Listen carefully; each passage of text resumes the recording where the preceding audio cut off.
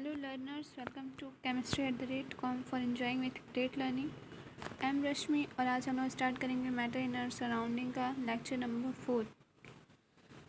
ठीक, तो पिछले क्लासेस में हम लोग देख रहे थे कि फिजिकल प्रॉपर्टीज़ ऑफ मैटर जो होता है वो पार्टिकल से मिलकर बने होते हैं। पहला पॉइंट था। दूसरा था कि जो हमारे मैटर होते हैं वो क्या होता है, उनके अंदर कंटिन्यूस मूवमेंट होता रहता है। और तीसरा है कि जो मैटर होते हैं उनके बीच में क्या होता है, उनके बीच में स्पेसेस होते हैं। ठीक, तो आज हम लोग पढ़ेंगे स्टेट्स ऑफ मैटर के कितने स्टेट्स होते हैं, उन्हें कैसे क्लासीफाई किया जाता है। ठीक, तो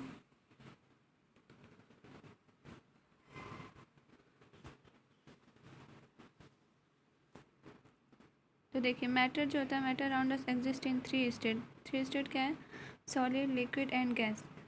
जो मैटर होता है हमारे मतलब हमारे अराउंड वो क्या होता है, तीन डिफरेंट फॉर्म्स में एग्जिस्ट करता है। पहला है सॉलिड, दूसरा है लिक्विड, तीसरा है गैस। ठीक है, तो यहाँ हम लोग कुछ मतलब पहले हम लोग जानते हैं कि कौन सी चीज़ों को सॉलिड बोलेंगे, किसको लिक्विड एंड किसको गैस। तो उसके लिए कुछ एग्जांपल्स डिस्कस करते हैं। तो पहला है कि some other examples of solid, liquid and gas. ठीक है, तो सॉलिड्स क्या है, wood, stone, iron, book, needle, pen, board etcetera. ठीक है, अब दूसरा है कि लिक्विड में क्या है, water, milk, alcohol, cooking oil, juice, cold drink etcetera. जो हमारे वाटर क्या होता है, लिक्विड क्या होता है, वाटर, मिल्क, गोल्ड, अल्कोहल, ये सब क्या है, लिक्विड स्टेट में एग्जिस्ट करते हैं हमारे नेचर में। तो ये क्या होता है, ईजिली फ्लो कर जाते हैं। इनका जो होता है लाइक सॉलिड्स का जो होता है कि क्या होता है, उनके बीच में जो इंटर पार्टिकल डिस्टेंस होता है वो बहुत ही मिनिमम होता है, जिसकी वजह से जो उसके पार्टिकल्स होते हैं वो फ्रीली मूव नहीं कर पाते हैं। अवेयरएस जो लिक्विड होता है उनका इंटर पार्टिकल डिस्टेंस सॉलिड से ज़्यादा होता है। इनके जो पार्टिकल्स होते हैं सॉलिड के कंपैरिजन में थोड़ा ज़्यादा मतलब थोड़ा ईजिली मूव कर पाते हैं, जिसकी वजह से ये क्या कहते हैं, फ्लो करते हैं। गैसेस में क्या है कि एयर हो गया, ऑक्सीजन हो गया, अमोनिया गैस हो गया, N2 गैस जो हमारे नेचर में सबसे ज़्यादा पाया जाता है वो हो गया, CNG एक्सेट्रा। ये क्या होता है, ये जो है ऑक्सीजन वगैरह जो है हमारे नेचर में गैसेस के फॉर्म में एग्जिस्ट करते हैं। जानने वाली बात ये है कि जो इनका इंटर पार्टिकल डिस्टेंस होता है लिक्विड और सॉलिड के कंपैरिजन में सबसे ज़्यादा होता है, इसीलिए ये कहीं भी ईज़िली फिट हो जाते हैं, कहीं का स्पेस ऑक्यूपाई कर लेते हैं। लाइक हमारा एटमॉस्फेयर फुल ऑफ गैसेस।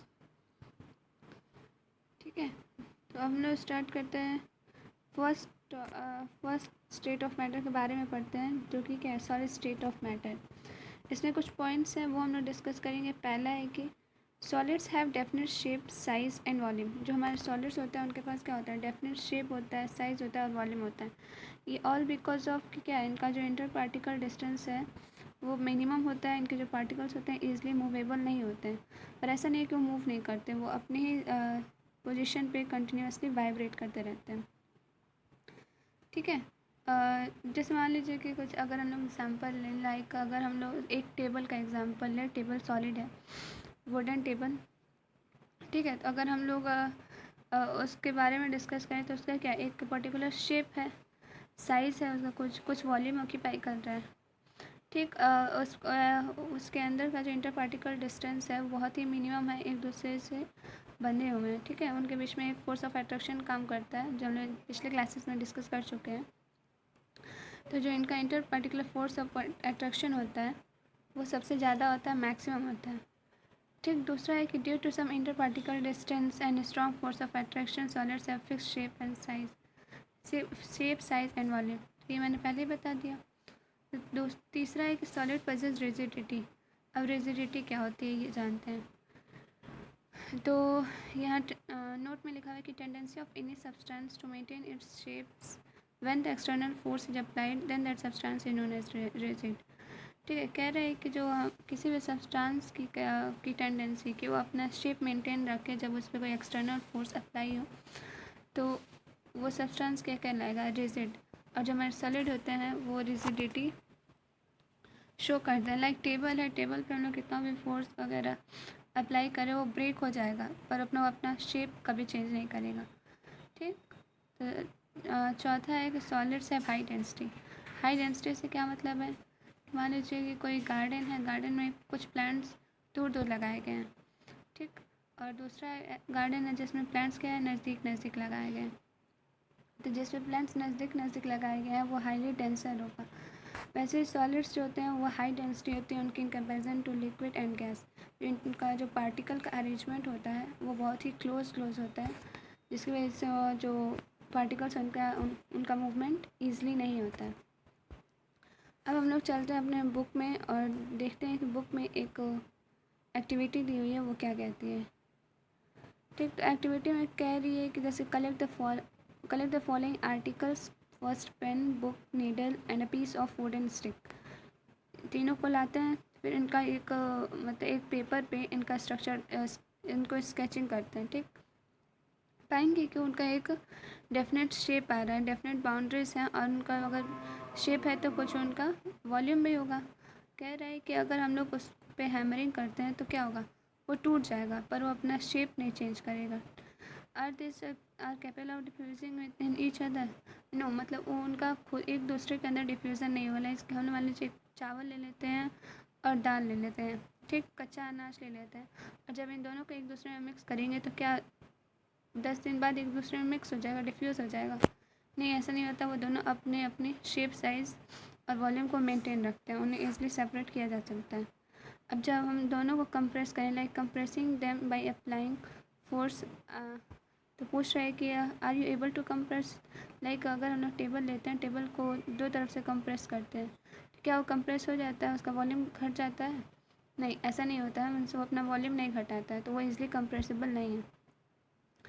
कह रहे all the above examples of, जो ऊपर के जितने एग्जाम्पल्स लिए गए हैं क्या है, सॉलिड्स के एग्जाम्पल हैं जो कि हम ऑलरेडी डिस्कस कर चुके हैं।